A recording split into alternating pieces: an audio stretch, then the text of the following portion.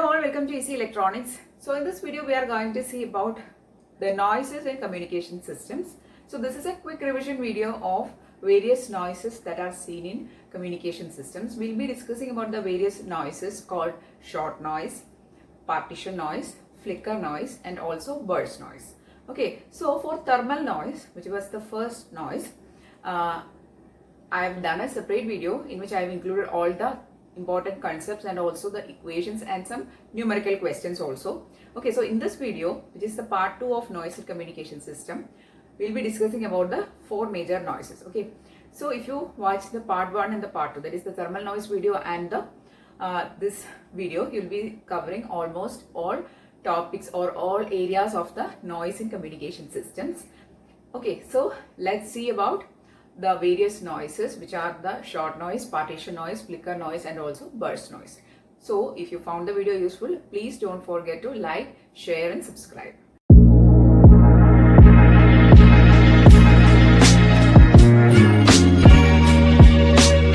Communication systems. We have already done a video on thermal noise. In this video, we'll be discussing about the noises, short noise, partition noise, flicker noise, burst noise, etc. So all these noises I've included in this video, and also in addition to that, we'll be seeing the important questions also. Okay, so this is a quick revision video of noise in communication systems. Also, you have to watch the thermal noise video also. Okay, so let's see about the various noises one by one. First, we are going to see about the short noise. Short noise is nothing but the random fluctuation of DC current. We know that the DC current is meant to be having a steady value or a constant value. But there can be some random fluctuations in the DC current due to various factors. And this random fluctuations can be sometimes due to the short noise. Okay, so this random fluctuations of DC current is called as short noise. So generally what happens is that when the DC current, so this is a random fluctuation in DC current, and the reason most commonly will be when the DC current is crossing some potential barrier. So generally when the short noise occurs when the DC current is crossing a potential barrier. What happens is that as the carriers, that is electrons and holes, are not crossing the barrier simultaneously but in a random way. Okay, so we know that these electrons and holes, they are actually discrete carriers, and when there is a potential barrier or a potential difference, the current will not cross. That is, current means it is carriers. So with the carriers won't be crossing this potential barrier or the potential difference simultaneously, but they'll be crossing in a random manner or a random distribution. Okay, so this leads to the fluctuations in the DC current. So what we desire or what we actually want is the current should cross the potential barrier in a simultaneous way. That is, the carriers should cross the potential barrier in a simultaneous fashion. But what happens, since they are discrete particles actually, or discrete carriers, these electrons or holes are, so they won't be crossing the barrier simultaneously or at the same time. So this can lead to random fluctuations, and this fluctuations is called as short noise. Okay, and what happens is that as a result of this, that is when the DC current is crossing the potential barrier, what happens? Random fluctuations will occur, and due to this, random current will be superimposed with the steady current. We actually require a steady current, but some variations or some fluctuations will be superimposed onto it due to this variations. Okay, so this phenomena is called short noise. Okay, so this is the reason for the short noise, and when talking about the value, it is very small in value. We know that the electrons and the holes, they are charge carriers, and the value of the charge of this electrons or the holes, generally we'll talk about electrons, holes are actually vacancies, right? So when talking about the charge of an electron, it is very small, so the random fluctuation, its value will be also very small. So most commonly we'll be neglect this short noise, because as compared to the the steady current or the actual current, the superimposed random current will be very small in value. So we can neglect it. Okay. So that is the fourth point when talking about the short noise. Okay. Example of a short noise, we can think of a BJT, in which consider that the bias current is crossing the forward biased emitter base junction. Okay. So there is a BJT. There are two junctions. There is emitter base junction and collector base junction. So consider that the bias current is crossing the emitter base junction. So this emitter base junction is having some barrier potential, right?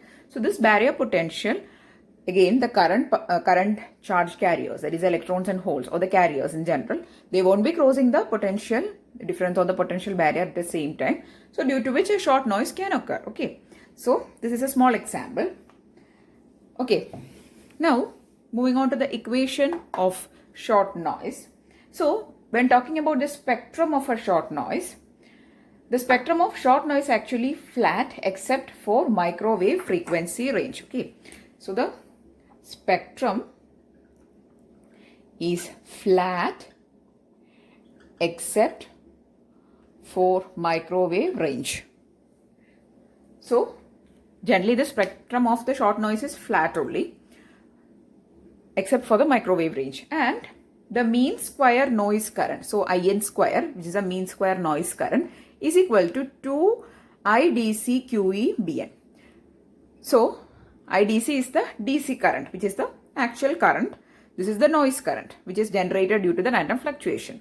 QE is the charge of an electron. BN is the bandwidth. So if you observe this relation, you can see that there is a direct proportionality between the mean square value of noise current and the DC current. Okay. So this is the equation for finding the noise current. This is the short noise current. That is the mean square value of short noise current equal to 2 IDC QE into BN, where IDC is a DC current, QE is the charge of an electron, BN is the bandwidth. Okay. Now let us do a small problem on using this equation to find the noise current. Okay. So the question is calculate the short noise current. I'll write the question first. Calculate the short noise for IDC equal to 1 milliampere. Then bandwidth BN is equal to 1 megahertz. Okay. So let us try to find this value. Here you only require to know the DC value of current, because QE is a constant value. Everyone is knowing this, knowing the value. BN is a bandwidth that will be also given in the question. So the equation is IN square is equal to 2 into IDC is 1 milliampere. So 1 into 10 raised to minus 3 into QE is 1.6 into 10 raised to minus 19 into bandwidth is, it is 1 megahertz. So 1 into 10 raised to 6, right? On solving, you will be getting the value as 3.2 into 10 raised to minus 16 ampere square. Why? It is square of current. So in order to get the value of IN, you have to take the square root. Square root of 3.2 into 10 raised to minus 8. If you take the square root of 10 raised to minus 16, it is 10 raised to minus 8 amperes. Okay. So this will be the value of the noise current. So this type of small problems also you will be facing from the short noise session. Okay. So this is all about short noise. So let us brief up the session of short noise. The short noise actually generated due to the fluctuation. That is, it is actually the random fluctuations in the DC current. We expect the DC current to maintain a constant value, but due to the discrete nature of the particles, they are discrete in nature and they won't be crossing the potential barrier or any potential difference at the same time. Due to their random fluctuations or the random motion, what happens? There will be some random fluctuations in the DC current, and this is called short noise current, or the random current is generated. Okay. And in most of the cases, this short noise will be neglected. Why? Because it is very small in value as compared to the actual DC current. Okay. But in some devices, for example, in some amplifiers, they cannot be neglected. They will be more pronounced. Okay. So the equation is IN square equal to 2 IDC QE into BN. Okay, where IDC is the DC value of current. It is a DC current. Q is the charge of an electron. Bn is the bandwidth. Okay, next we are going to see about the partition noise. So the next type of noise is partition noise. So this noise is generated whenever the current we are going to divide as two or more pairs. Consider that the current is going to be split across various electrodes. Okay, so there will be a division of current happening, right? So when the current is divided, there will be some random fluctuations happening due to the division. When the current is being divided as various parts, there will be some random fluctuations due to this division, and this will lead to the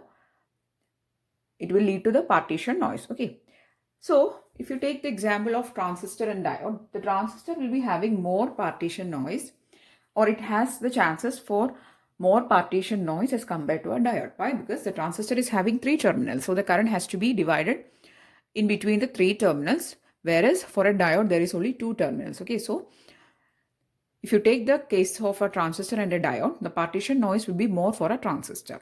And considering an example of gallium arsenide FET, okay, so this is a type of FET and it draws 0 gate bias current. So the current division to that terminal, that is a gate terminal, is 0, and for this case the partition noise is minimum because the current need to be only divided between the other 2 terminals. Okay, so for such cases, that is whenever an electrode or a part is drawing 0 current, means the chances for partition noise will be minimum. Okay, so this noise, which is the partition noise, is generally created due to the partitioning of the current or due to the division of current among various electrodes or various parts. Okay, so that is the second type of noise, which is the partition noise. So the next type of noise is flicker noise. This flicker noise is also called as 1/f noise or ping noise, and also called as low frequency noise. So this flicker noise is also called as low frequency noise. Why? Because they are generally occurring at lower frequencies. So the basic reason is because the electronic components that we use will not be operating or working as a given specifications when the frequency is kept as very low. Okay, so at very lower frequencies, the working of the components won't be as desired or as expected. So this lead to some miss values or some noises, and this noise is called a flicker noise. And the flicker noise will be occurring at lower frequencies. So what happens when the frequency is lower, the noise will be increasing, right? So there is an inverse relation between the frequency and the noise. So it is called a 1/f noise. Okay, and it is also called as ping noise. Now there can be various reasons for various components. Let us see the details. So this flicker noise in generally occurs when the frequency we are keeping is few kilohertz. That is, if the frequency is kept as very that is below few kilohertz or at the kilohertz range, this noise will occur. The flicker noise will occur. Okay. Now, this flicker noise can happen or can occur due to the impurities in the conducting channel. And in semiconductors, this flicker noise will be resulting from the variations in the carrier densities. Okay. So in semiconductors, they arise from fluctuations or variations in the carrier densities, and this will cause fluctuations in the conductivity of the material also. Okay, so when the frequency is kept as low, there will be some variations in the carrier densities, and the conductivity of the material will be also fluctuating in nature, and it will lead to flicker noise. Okay, and this flicker noise has a major role in the Doppler radar. That is, what happens is that the flicker noise will limit the sensitivity of the diode mixers that we use in Doppler radar. So there are diode mixers we use in Doppler radar, and at lower frequencies what happens, there will be flicker noise generated in the diode mixers of the Doppler radar. Because why? Because the output of this Doppler radar or the Doppler output frequency is very low. Okay, so this Doppler radar's output frequency is low, and due to this, there will be a significant flicker noise generated in this Doppler radars, okay, and it will affect the sensitivity of the diode mixers, okay. So that is the basic things about flicker noise. So if you want to brief up flicker noise, we can say that this flicker noise is happening at lower frequencies. The components will not function as desired or as expected at very lower frequencies. That is, if the frequency is kept as very lower than 1 kilohertz or some kilohertz range, then the flicker noise will happen, okay. Now, how to remove this flicker noise is by moving our signal of interest to a higher frequency range. So if you are interested in receiving a particular signal, we can move that signal from a lower frequency range to a higher frequency range. Why? Because at higher frequency range, this flicker noise will not be so much pronounced, okay. So this is one way for removing of flicker noise. Okay, so that's all about the flicker noise. Next, we are going to see about the burst noise. So the next type of noise that we are going to see is a burst noise. Okay, so the burst noise is also called as popcorn noise or impulse noise or bistable noise. There is also other names given to the burst noise, and this burst noise we all are familiar because whenever we are hearing some audios, we'll be hearing sometimes some bursting sound or some popcorn cracking sounds. There will be small sounds, right? So this sound is actually due to the burst noise. So due to this sound similar to that of a cracking of popcorn, it is called a popcorn noise also, okay. This is again a low frequency noise. The spectrum of the noise will be more pronounced or it will be more higher when the frequency is kept as low, okay. So what happens is that at lower frequencies, the burst noise will be more pronounced, okay. Now, they appear actually as a series of bursts at 2 or more levels, okay. So the burst noise will be happening as series of bursts. I have included the image for burst noise. You can see that there is a burst, there is 2 or as a series of bursts actually.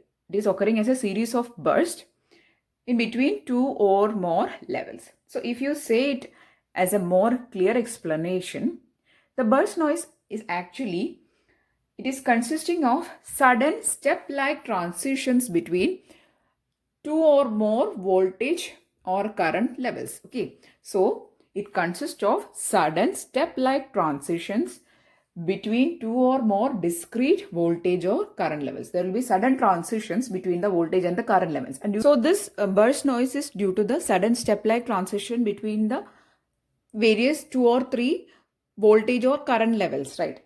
And due to this transitions, there will be some voltages created. There is a change of some voltages will happen, and that voltages will be 100. There is hundreds of microvolt in range. The change in voltages will be hundreds of microvolt range, and this change can last from milliseconds to seconds, okay. So due to this sudden transitions between the voltage and the current levels, that is, there is a change of hundreds of microvolts, and this change can last up to from milliseconds to seconds, okay. And this burst noise is more pronouncedly seen in semiconductors and ultra-thin gate oxide films, okay. So what is happening here, that is for semiconductors and for ultra-thin gate oxide films, there will be some electrons getting trapped and released in some defect sites or in between the film interface for a gate oxide film, okay. So what is happening, I'll tell you. So there will be some trapping and releasing of electrons happening in the defect site. So what is this defect site is due to the various phenomena in which we create the semiconductors. We know that there is ion implantation. These are various phenomena, right? So this, due to these phenomena, there can be some defects or defect sites created in the semiconductors, and there are chances that the electrons may get trapped to this sites, that is this defect site, or may get released from this site. So this sudden trapping or releasing of the electron from the defect sites can lead to sudden changes in voltage or current levels. Okay, and this is called burst noise. So this is happening in the semiconductors. For the case of ultra thin gate oxide films, there is a film interface and the electron can get trapped into this interface, also can get released from the interface. So there is a sudden trapping or releasing of electron happening from the film interface in the case of an ultra thin gate oxide film, and due to the sudden process of electron movement, there can be step-like transitions between various, that is 2 or 3 voltage levels. Okay, so there can be sudden changes, step-like transition between the voltage and current levels, and this transitions will create a burst noise. Okay, and also since this burst noise will have a sound of the cracking of a popcorn. In audio systems, you can hear that sound. Okay, it is also called a popcorn noise. Okay, so that's all about the burst noise. It is again a low frequency noise. This noise will be more pronounced in lower frequencies. As the frequency is reducing, the burst noise will get more higher. Okay, the spectrum of the the spectrum of the noise will be more pronounced at lower frequencies. Okay, so that is again a low frequency noise. So in this video we have discussed about various noises: short noise, partition noise, flicker noise, and also burst noise. Out of these noises, the flicker noise and the burst noise are low frequency noises. They will be generally happening at lower frequencies. Okay, now we are going to see some important questions connected with this noise area. Okay, see some important questions connected with the noise area in communication system. The first question is, short noise is produced by dash.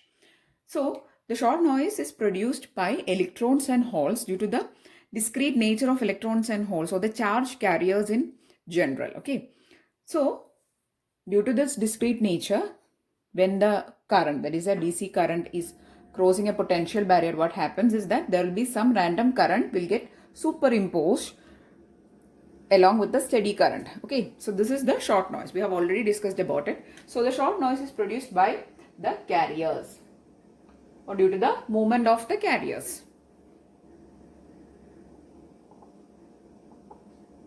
Okay, that is when the carriers is crossing a potential barrier. Okay, so short noise is produced by carriers, or if the options is having electrons and holes, you have to pick it. Okay, so the reason we have already explained, that is why the short noise is created and what is happening, all the things we have explained. Next question, short noise is avoidable when current is dash. So we have seen that the relation of the noise current IN square is equal to 2IDC QE BN, right? So when the current is 0 only, we can avoid the short noise. So when current is 0 is the answer. Okay, so these are some questions which I have picked from various areas in the net from the noise topic, so that it will be easy for you when you see these type of questions in your competitive examinations. Why? Because just studying the topics is not really sufficient. You need to see the type of questions also. Okay, next question, short noise is a dash process. Okay, this is a very important question. Short noise is a Poisson process. Short noise is modeled with the help of a Poisson process. Okay, so if you see the spectral diagram, the spectral distribution of a short noise, it is a Poisson's process. Okay, so next question, flicker noise is also called dash. Flicker noise has various names. We have explained, or we have seen all the names in this video, but for this specific question, the options given correct was pink noise. Okay, again burst noise is also called popcorn noise. So various other names is also there. Next question, PDF, that is the probability density function. PDF means probability density function of thermal noise is dash. The probability density function of a thermal noise is Gaussian. It has Gaussian distribution. This has a Poisson's distribution, or it is modeled using a Poisson's process. Whereas thermal noise is modeled, or its probability density function is Gaussian. Okay, and also there was another doubt I was facing in the thermal noise video. Below that, I was getting comments that why thermal noise is also called as white noise. Okay, I will try to explain it in this video. So the thermal noise is also called as white noise. So why the thermal noise is also called as white noise? Because the power spectral density or the power spectrum of the thermal noise, if you analyze, it is constant or equal throughout the entire frequency. Okay, so due to this equal power distribution or power spectral density, we can call the thermal noise also as a white noise. Okay, so we have done a separate video on thermal or white noise. Please do have a look on that video. Okay, next question. Spectral density of white noise is dash. Okay, so we have just answered the question now. The spectral density means the power spectral density of the white noise is constant. Okay, or it is equal throughout the spectrum. So that's why it is called white. Okay, next question. Seventh question. Dash noise occur due to the random fluctuations of charge in an electron tube. Due to the random fluctuations of the random fluctuations of charge in an electron tube, the noise occurring is called short noise. Okay. So let us brief the session by talking about the noises in a very brief manner. So the first noise we have discussed is a short noise. So the short noise is actually due to the random fluctuations of the carriers whenever the current, that is a DC current, is crossing a potential barrier. We can see that a random current is getting superimposed with the direct current, and this is the noise current or the short noise. Okay, next we have discussed about the partition noise. The partition noise is happening when the current is getting divided as 2 or 3 parts. Due to this randomness in the division or the fluctuations in the division will lead to a noise called partition noise. Next noise we have discussed is flicker noise. Flicker noise, also called as ping noise. So the flicker noise also, it is called 1/f noise. Why? Because this flicker noise is generally seen at lower frequencies. Okay, and why? Because the components will not have its ideal behavior or the specified behavior at very lower frequencies. When the frequency is kept is very low, it won't, that is the components won't have a standard behavior or response. So due to this, the flicker noise will happen. And the last noise we have discussed is burst noise. The burst noise is happening due to the sudden transitions from one level of voltage to another level, or 2 or 3 levels down or up. So sudden transition, step-like transition happen between the voltage on the current levels. Due to this, the burst noise is happening. And this burst noise, the reason for the sudden transitions can be the random or the sudden movement of an electron to a defect site or from a defect site. Okay, we have already discussed about these noises. Okay, so in this video we have discussed about all the important noises, and I want to add that we have done a separate video on the thermal noise. Okay, I have included all the important equations and some questions and numerical questions also in that video. So if you watch the thermal noise video and this video, you'll be covering almost all areas of the noise in communication systems. Okay, also we have, in addition to that, we have discussed the important questions also. Okay, so I'm really hoping that you found the video useful. If yes, please do give it a thumbs up and also share it with your friends. And if you want more videos, please do subscribe to the channel. Thanks for watching and keep on watching.